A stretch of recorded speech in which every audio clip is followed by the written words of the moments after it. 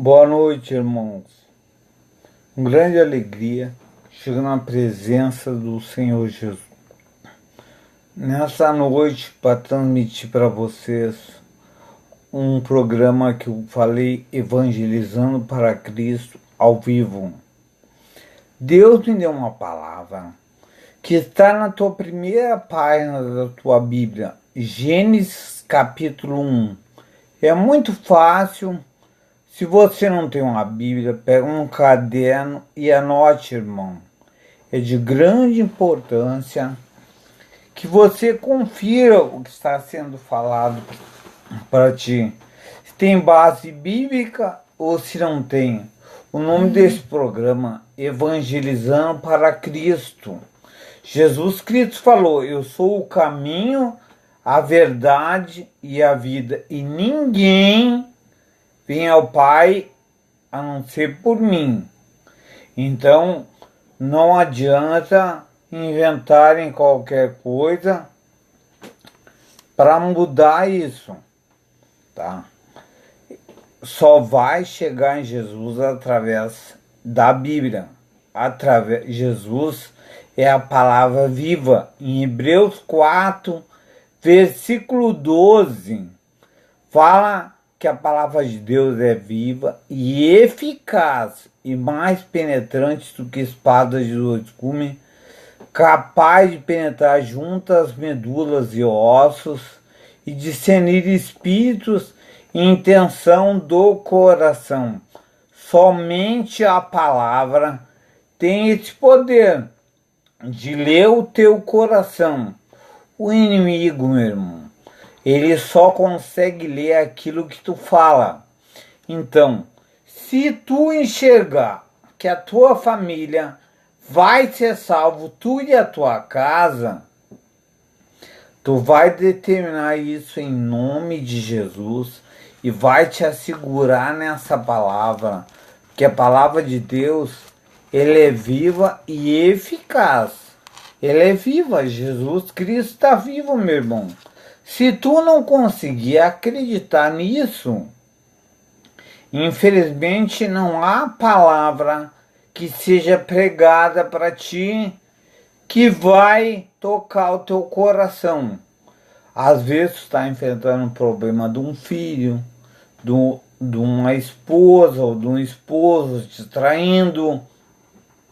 O inimigo quer destruir o primeiro ministério que Deus deu ao homem. Deus disse lá em Gênesis 2, versículo 18: não é bom que o homem esteja só. Far-lhe-ei uma adjutora para que esteja com ele. Então, Deus disse: nunca é bom tu ficar sozinho, meu irmão.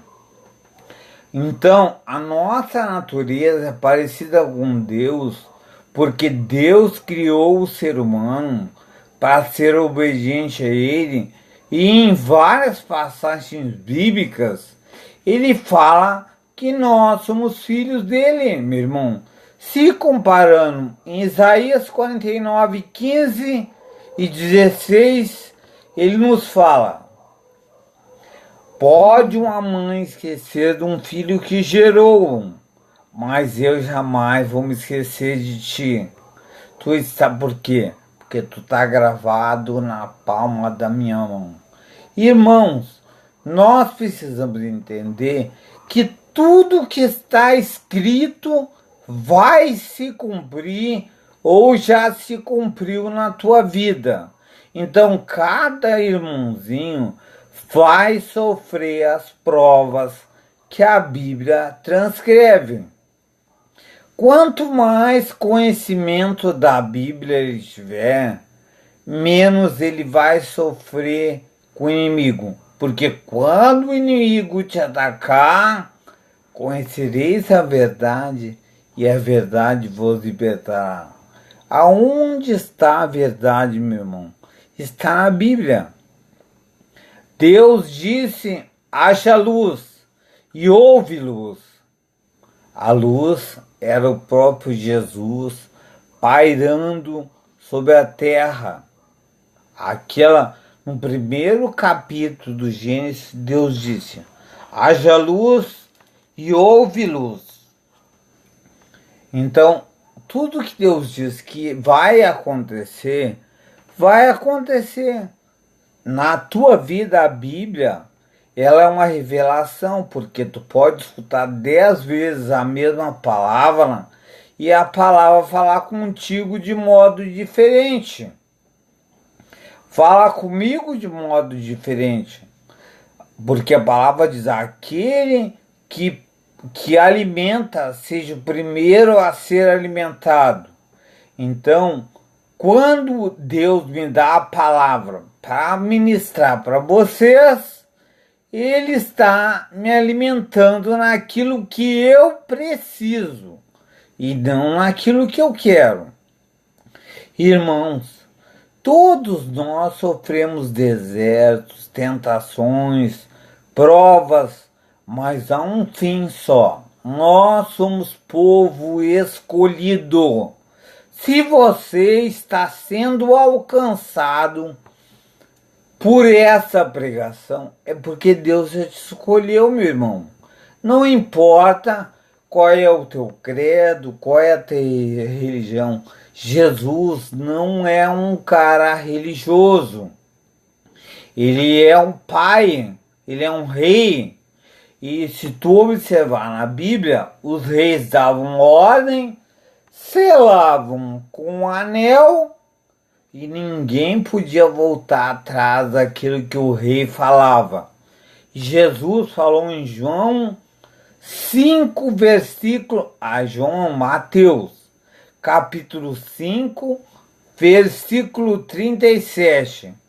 Tudo seja sim, sim e não, não. O que passar disso é de procedência maligna. Mas em Provérbios 14, versículo 12, a palavra nos deixa dito: há caminhos para o homem que parecem bons, mas são caminhos que levam para a morte. E aonde é que está a morte? A morte, só Jesus pode autorizar o diabo a te matar. Mas eu vou te dizer aonde está o diabo reivindica esse direito. Mas ele não te mata de uma vez, ele mata tua família, ele mata os teus sonhos, ele te coloca na miséria, ele te mata a míngua. Porque o salário do pecado é a morte. Mas o dom gratuito da vida é Deus, meu irmão. Minha irmã, meu irmãozinho, minha irmãzinha. Por que eu chamo vocês de irmão? Porque vocês são meus irmãos em Cristo Jesus. Porque Jesus, ele não tem filho preferido, meu irmão. Jesus é o Deus vivo, ele sempre deixou claro na Escritura Sagrada, principalmente no livro de João, que ele e o Pai eram um só. Tanto é que em certo momento o Filipe fala: mostra-nos o Pai e nos basta. Jesus disse: mas eu estou há tanto tempo com vocês e vocês não me reconhecem? Eu e o Pai somos um. Por que Jesus quis dizer isso? Porque, meu irmão, todos nós somos parecidos com Jesus. O homem, por que ele está sempre disputando? Tudo que ele faz envolve disputa. É filho disputando espaço com o pai, é a mãe disputando espaço com filha, etc. Sempre, por quê? Porque é a nossa natureza. Deus diz: façamos o homem a nossa imagem e semelhança e domine. Gênesis 1, versículo 26. Domine sobre tudo que eu criei. Então nós temos uma condição, meus irmãos, de dominar. Mas quando que tu consegue dominar? Quando tu, através da obediência a Deus, aos princípios da Bíblia, aos mandamentos. Deus sempre dá um mandamento com uma recompensa. Outra característica dele, ele é um Deus recompensador e é um Deus de justiça. Meu irmão, se tu está triste, se tu está doente, está aborrecido, comece a orar. Em Tiago 5, versículo 13, a palavra nos diz: está alegre, aliás, está triste, ore. Se tu está oprimido, ore. Se tu está alegre, cante louvores. Se tu está triste, se tu está doente, chame os presbíteros da igreja e eles vão orar por ti. Irmão, autoridade para orar por qualquer irmãozinho, todos nós temos. Eu canso de orar pelos meus familiares, pela pessoa que chega em mim, crendo que eu sou um homem de Deus e pede uma oração. Eu oro e Deus pratica o milagre. Mas tu pode perguntar: mas Paulo, como que tu pratica milagres se tu vive numa cadeira de rodas, precisa das pessoas para te ajudar, já foi rico, agora tá pobre? Quer pregar o que para nós? Meus irmãos, tu não tem que pregar a tua vida. 1 de Pedro 2, versículo 9, Jesus fala: vamos para lá, para nós não errarmos nessa palavra muito importante que Deus está me dando aqui para passar para vocês. A primeira epístola de Pedro é quase no final da Bíblia, antes de Apocalipse. Tiago, Pedro, 1 de Pedro 2,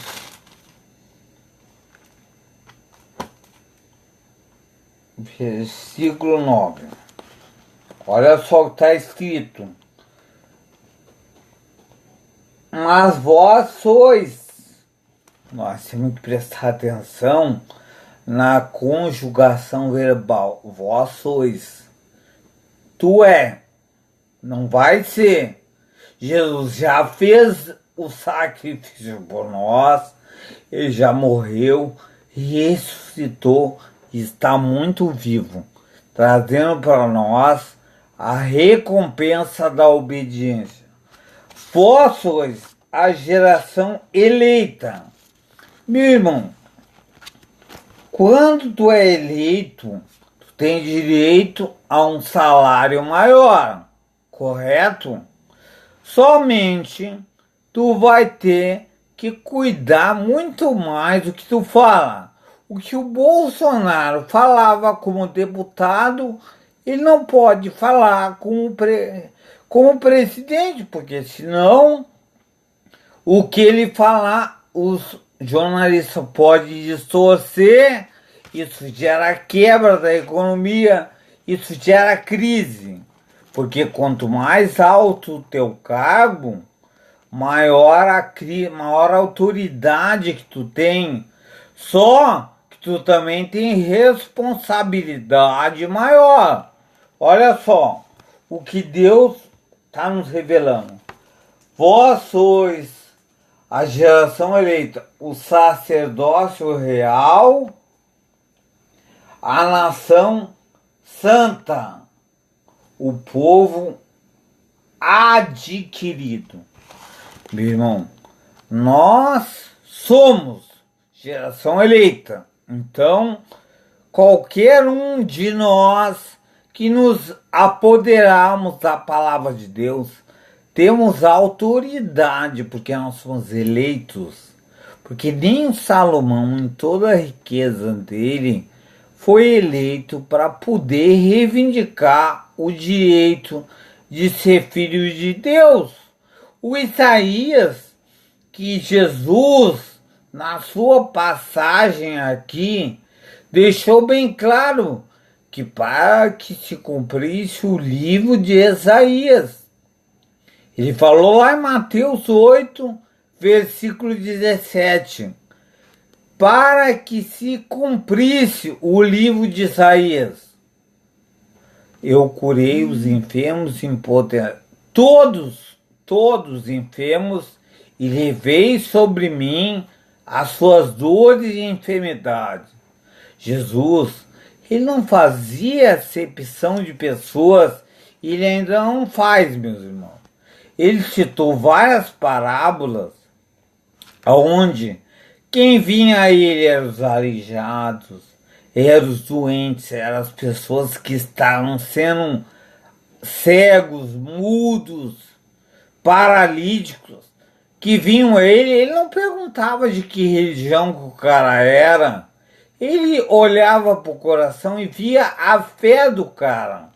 Se tu lê em Marcos os milagres que Jesus fez, do centurião, da mulher do fluxo de sangue, do cego de Jericó, dos dois cegos que ficaram seguindo ele, da mulher cananeia que ficou seguindo ele. Presta atenção, a maioria dos milagres de Jesus era não para o povo dele, mas para o povo que ele não veio buscar e não veio salvar. Tanto é que em Romanos 10, 13, o Paulo, inspirado pelo Espírito Santo, falou: todo aquele que invocar o seu nome será salvo. Porque todos, judeus, gregos, gentios, na primeira, em Romanos 1, versículo 16, o Paulo novamente nos fala: eu não me vergonho do Evangelho de Jesus Cristo, que é a salvação para todo aquele que nele crê, do judeu, do grego, do servo, de quem for. Paulo deixou bem claro isso. E deixou claro que a igreja de Deus unida, orando, Jesus deixou em Mateus capítulo 18, deixa eu ver, Mateus capítulo 18, versículo 19. Eu não vou para lá, porque se eu for citar a Bíblia, toda a história da Bíblia, nesse programa Evangelizando para Cristo, você tem que pegar um papel e uma caneta e anotar os versículos e depois conferir.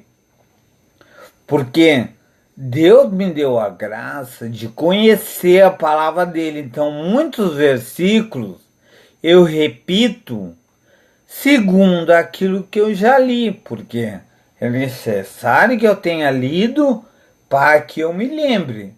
Mesmo porque Jesus deixou em João 14, versículo 26. Ele deixou escrito: o Pai enviará o Espírito do Consolador, que vos ensinará todas as coisas e vos fará lembrar do que eu tenho dito. Uma outra coisa que é a natureza de Deus e que Deus não consegue mover a mão dele. Ele te move da cadeira e envia anjos para te recompensar pelaquilo que tu lembrou ele daquilo que ele tinha dito. Ou seja, a palavra dele, meu irmão. E Jesus confirmou isso em Lucas 24, versículo 44, quando ele nos disse: eis que convinha, era necessário, ou seja, era conveniente que se cumprisse tudo o que está escrito de mim na lei, nos salmos e nos profetas. Meus irmãos, o livro de Atos dos Apóstolos é um dos poucos livros que terminam sem a palavra Amém, Novo Testamento. Por quê? Porque Deus continua vivo e operando milagres. Se tu acreditar, não interessa o problema que tu tenha. Se tu conseguir recitar a palavra certa e ir a Deus através da palavra dele, tu vai receber a tua bênção. Olha só, Jesus nos falou, tudo o que pedimos em seu nome, aquilo que pedimos crendo, nós vamos receber. Meus irmãos, isso é uma promessa muito séria. Tudo que pedires em meu nome, eu o farei para que o Pai seja glorificado no Filho. Por isso que quando as pessoas recebem milagres, elas falam, glória a Deus, glória a Jesus, toda honra e toda glória seja dada para Deus, porque o homem de Deus, ele sabe que se ele chamar glória para si mesmo, o Espírito Santo não opera através dele. Então, meus irmãos, vamos ser canais de bênção de Deus. Que Deus ilumine nós e nos dê autoridade que Ele nos deixou. Olha só, Ele nos deixou nessa palavra que eu li para você, em 1 de Pedro 2, versículo 9. Vós sois geração eleita, povo santo, sacerdócio real, povo adquirido. Olha só, nós somos tudo isso. Mas para quê? Para anunciar as virtudes de Deus que está no céu. Deus não está aqui embaixo. Portanto, irmão, comece a testemunhar sobre todas as áreas da tua vida. Quando for abençoado, ou a maldição sem causa não virá, e todas as coisas contribuem juntamente para o bem daqueles que amam a Deus. Meu irmão, você ama a Deus, está sofrendo uma perseguição, a Bíblia te conforta. Lembra de Paulo, que Paulo, quando estava com espinho na carne, que estava atormentando ele, e ele já tinha repreendido durante 3 orações, foi até Deus cheio da razão. Aí sabe o que Jesus falou para ele? A minha graça te basta, porque o meu poder se aperfeiçoa na tua fraqueza. Sabe aonde está escrito isso, irmão? Primeiro livro de Coríntios, aliás, segundo livro de Coríntios, capítulo 12, versículo 9. Vai lá, confere.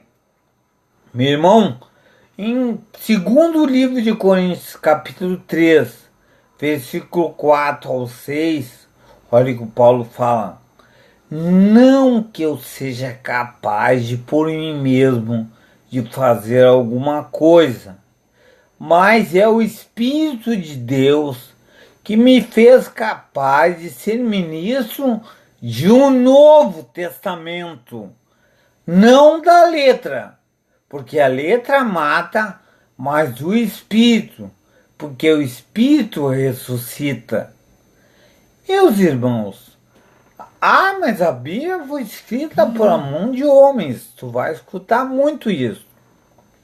Sim, mas a pessoa for no livro de Deus, se eu não me engano, na primeira epístola de Pedro, capítulo 3, versículo 16.